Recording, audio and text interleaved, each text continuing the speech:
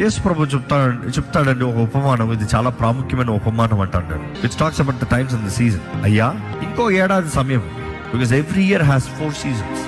ఇంకొక 4 seasons చూస్తాను, ఏమన్నా ఫలము. నేను అంటాను, ఫలము మాత్రం కాదు, కనీసం చిగురించినా కూడా వెయిట్ చేస్తాడు. కనీసం ఆ చిన్న బడ్స్ వచ్చినా కూడా ఏదో వస్తుంది, వెయిట్ చేద్దాంలే.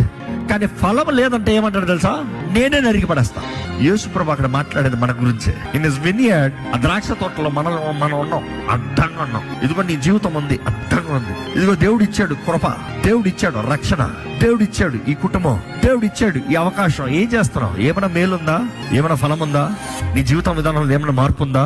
దేవుడు నీ దగ్గర నుంచి ఏమైనా పొందుకోగలుగుతున్నాడు? చివరికి నీ జీవితం ద్వారా దేవుడు మహిమపరచాలి కదా. ఏ విధానంలో ఉన్నా దేవుడు మహిమపరుస్తున్నారా?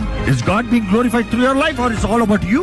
ఈ జీవితంలో ఫలము చూస్తాము, నీవు వర్ధిల్తాము కదా. ఈరోజు దేవుడు ఆశపడుతున్నాడు అండి. ఎలాగుంది నీ స్వభావం? మారతానికి సిద్ధమా? ప్రతిదానికి కంగారు పడే మనసా? లేకపోతే దేవుని వాగ్దానాల్లో నిలిచి ఉండే జీవితమా? ప్రతిదానికి ఆందోళనతో వేదనతో బ్రతిక? లేకపోతే దేవుని సన్నిధిలో సమాధానముతో నీకివ్వబడిన అవకాశాలు, నీకివ్వబడిన తరుణాల్ని, నీకివ్వబడిన జీవితాన్ని సరైన రీతిగా బ్రతుకుతున్నావా? నీవు చేయలేని దాని గురించి కంగారు పడద్దు. నీకు ఇవ్వబడిన దాన్ని బట్టి దేవుని స్తుతించండి. God is faith. దేవుడు నమ్మదగినది. ఆయన కార్యాలు నమ్మదగినది. ఆయన మాట ఇచ్చాడా, నిశ్చయంగా జరిగిస్తాడు. కొన్నిసార్లు ఆయన నీకు చెప్పాల్సిన అవసరం కూడా లేదు. ఆయన నిర్ణయించిన దాన్ని సమయంలో చేసుకుని వెళ్ళిపోతాడు. ఎందుకంటే ఆయన తలంపులు గొప్పవి, నీ తలంపులు లాంటివి కాదు. దేవుడు చెప్పలేదా, నా తలంపులు మీ తలంపులు వంటివి కాదు, అవి ఆకాశం కంటే ఎత్తైనవి. ఆయన మేలైన తలంపులు కలిగి ఉన్నాడు. నీ జీవితంలో కీడైన తలంపులు కాదు. నీ జీవితంలో ఏ తలంపు తెచ్చిన మేలు కొరకే. నమ్ముతావా? చెప్పండి, నమ్ముతున్నాను ప్రభా, నీ చిత్తం నా జీవితంలో జరగలేదు.